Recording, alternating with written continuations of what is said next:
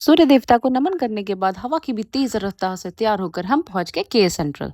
पर हमसे भी तेज निकली बस की रफ्तार, जो हमारे सामने से निकल गई। 500 रुपए बर्बाद करने के बाद हमें मिली दूसरी टिकट 2 घंटे बाद की। तो के सेंट्रल वापस आ गए। फिर सबसे पहले ढूंढा हमने खाना पीना, क्योंकि इतनी भागदौड़ के बाद भूख तो लग ही जाती है। अपने देश में किटकैट चॉकलेट खाने के बाद फाइनली हमें दूसरे देश में उसकी आइसक्रीम खाने का मौका मिला। और देखो इसे क्या मज़े से खा रहा है। अपनी धर्मपत्नी को तो पूछा भी नहीं। फिर मुझे ऑर्डर मिला और खाना लाने का, और एक भारतीय नारी की तरह मैंने अपने पति की आज्ञा का पालन किया। ढेरों व्यंजन परोसने के बाद हम चले गए यूनिवर्सल अडाप्टर लेने। इतने देर में हमारी बस भी आ गई, तो वापस से भागते हुए हम पहुंच गए बस की तरफ। फाइनली इस बार हम बस में बैठ ही गए। व्यू का आनंद लेते हुए 4 कदम ही चली थी बस कि खराब हो गई। सारे लोग बस से उतर गए क्योंकि एसी नहीं चल रहा था।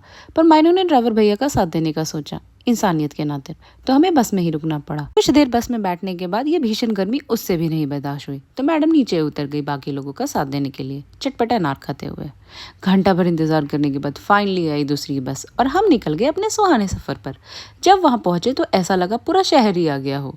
मारू भी टेंशन में आ गई कि उसका नंबर कब आएगा। हम दोनों ने एक दूसरे को कंसोल किया और गंडोला के आने का इंतजार किया।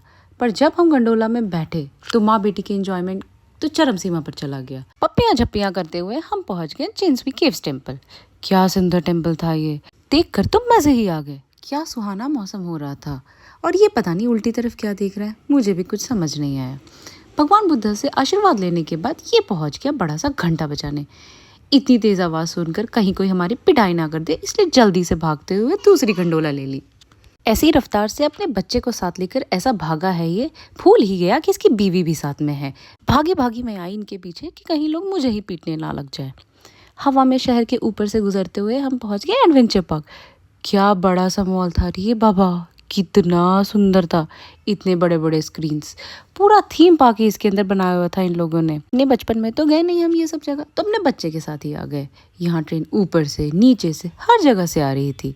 इस डिस्को वाले झूले में भी बैठने का मौका मिला मुझे। फिर मेरा पति ले गया ये दिल दिलाने वाले झूले में मुझे बिठाने। इसमें बैठकर तो मेरा दिल पूरा ऐसा धक धक धक धक कर रहा था। फिर वहां से निकलकर हम आ गए खाने के लिए। जब तक हम खाना खा रहे थे हमारे बच्चे ने मौका पाकर वहां के स्टाफ के साथ थोड़ा रोमांस कर लिया। म्यूजिक के चाल पर 4 कदम थे रखकर उसे भूख लग गई, तो दूध पीने के सीधा बाद हम बैठ गए गंडोला में। यहाँ भी हमारे अति सोशल बच्चे ने दोस्त बना लिया। 4 लोगों से 4 बातें करने के बाद हमारी बस भी आ गई। बस राइड एंजॉय करते हुए हम पहुंच गए केएल सेंट्रल। और इस गर्मी से निजात पाने के लिए मैंने ली डेयरी मिल्क आइसक्रीम। पर इस बार इसे मैंने ही खाया, अपने पति से छुप कर।